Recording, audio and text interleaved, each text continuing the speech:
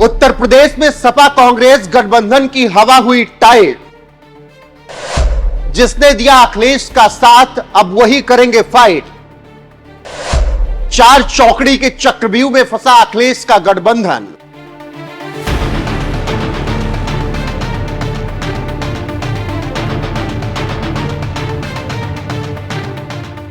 नमस्कार, आप देखना शुरू कर चुके हैं एनएमएफ न्यूज। मैं हूं आपके साथ रोहित। उत्तर प्रदेश की राजनीति में जबरदस्त हलचल मची हुई है। एक तरफ जहां मोदी और योगी की जबरदस्त जोड़ी धुआंधार चुनाव प्रचार कर रही है, तो वहीं दूसरी तरफ सपा कांग्रेस के गठबंधन को लगातार झटके पर झटका लग रहा है। अब तो हालत ऐसे हो गए हैं कि अभी तक तो इंडिया गठबंधन की लड़ाई अकेले मोदी योगी से थी, लेकिन अब तो चार चौकड़ी का चक्रव्यूह भी तैयार हो गया, जिसे भेद पाना अखिलेश और राहुल के लिए आसान नहीं होगा, क्योंकि ये चक्रव्यूह बनाने वालों में वो नेता भी शामिल हैं जिन्होंने कभी मोदी को हराने के लिए अखिलेश का साथ दिया था।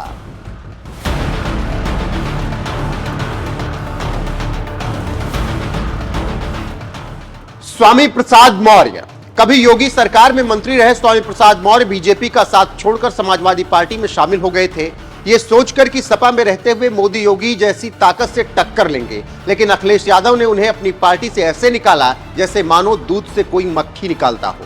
इसकी सबसे बड़ी वजह यह थी कि स्वामी प्रसाद मौर्य लगातार हिंदू देवी देवताओं का अपमान कर रहे थे, जिसकी वजह से सपा की खूब फजीहत होती थी। इसीलिए उन्हें सपा ने बाहर का रास्ता दिखा दिया, तो स्वामी प्रसाद मौर्य ने अपनी अलग पार्टी बना ली, जिसका नाम दिया राष्ट्रीय शोषित समाज पार्टी। स्वामी प्रसाद मौर्य ने यह पार्टी बनाकर सोचा कि कांग्रेस सपा वाले इंडिया गठबंधन में उन्हें भी जगह दी जाएगी, लेकिन मजे की बात तो यह है कि अखिलेश राहुल की जोड़ी ने उन्हें इंडिया गठबंधन में भी जगह नहीं दी, जिससे चिढ़े स्वामी प्रसाद मौर्य ने अब अकेले चुनाव लड़ने का ऐलान कर दिया है। एक्स पर किए एक ट्वीट में उन्होंने लिखा, राष्ट्रीय शोषित समाज पार्टी के गठन दिनांक 22 फरवरी से लेकर आज तक निरंतर इंडिया गठबंधन को जिताने और मजबूत बनाने का प्रयास करता चला आ रहा है। इसी क्रम में देशवासियों से हमने अपील भी किया है कि संविधान बचाओ भाजपा हटाओ, लोकतंत्र बचाओ भाजपा हटाओ, देश बचाओ भाजपा हटाओ। इंडिया अलायंस में सम्मिलित यूपी की दोनों बड़ी पार्टियों के नेताओं से मेरी वार्ता भी हुई और उनकी अपेक्षाओं के अनुरूप मैंने 5 नामों की सूची भी भेजी और मैं प्रतीक्षा करता रहा कि उस पर निर्णय कर रही इन्हीं दोनों पार्टियों की ओर से तय किए गए नामों की घोषणा भी हो, लेकिन आज तक घोषणा नहीं हुई। इसीलिए लंबे इंतजार के बाद लोकसभा कुशीनगर की जनता की मांग को देखते हुए कुशीनगर की जनता के सम्मान, स्वाभिमान और विकास का संकल्प लेकर मैं कुशीनगर लोकसभा के प्रत्याशी के रूप में कुशीनगर की जनता को समर्पित कर रहा हूं और देवरिया लोकसभा में राष्ट्रीय शोषित समाज पार्टी के प्रत्याशी SN चौहान होंगे। बाकी नामों की घोषणा भी जल्द की जाएगी। अब देखना यह है कि इंडिया गठबंधन में शामिल दल मुझे इंडिया गठबंधन का हिस्सा मानते हैं या भीम आर्मी प्रमुख चंद्रशेखर आजाद और अपना दल कमेरावादी पल्लवी पटेल की तरह गठबंधन का हिस्सा न होने का प्रमाण पत्र देते हैं।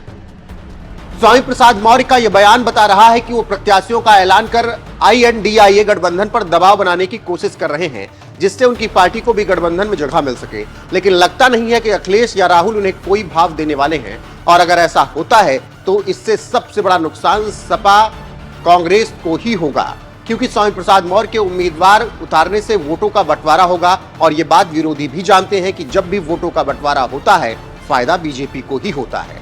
इसीलिए इस बार सपा कांग्रेस मिलकर चुनाव लड़ रहे हैं, लेकिन लगता है कि स्वामी प्रसाद मौर्य ने दोनों का खेल खराब करने का मन बना लिया है।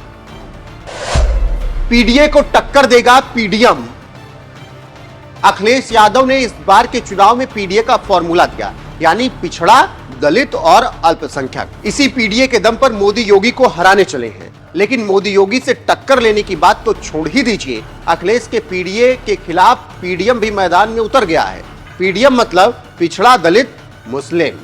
यह अभियान छेड़ दिया है हैदराबादी सांसद असदुद्दीन ओवैसी ने, जिनका साथ देने का ऐलान किया है सिराथू से विधायक पल्लवी पटेल ने, जिन्हें अखिलेश यादव ने चुनाव लड़वाया था। और अब वही पल्लवी पटेल ओवैसी के साथ मिलकर अखिलेश को चुनाव हराने जा रही हैं। दोनों बड़े नेताओं ने मिलकर पीडीएम मोर्चा तैयार किया है, जो पिछड़ा, दलित और मुस्लिम वोट पर असर डाल सकता है।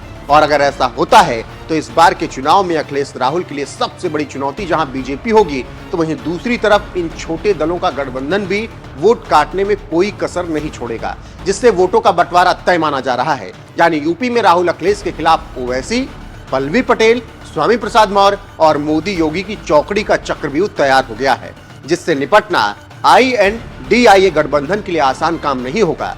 वैसे आपको क्या लगता है? स्वामी प्रसाद मौर्य, पल्लवी पटेल, असदुद्दीन ओवैसी, भीम आर्मी चीफ चंद्रशेखर जैसे नेताओं के चुनाव में उतरने से सबसे बड़ा नुकसान किसे होगा?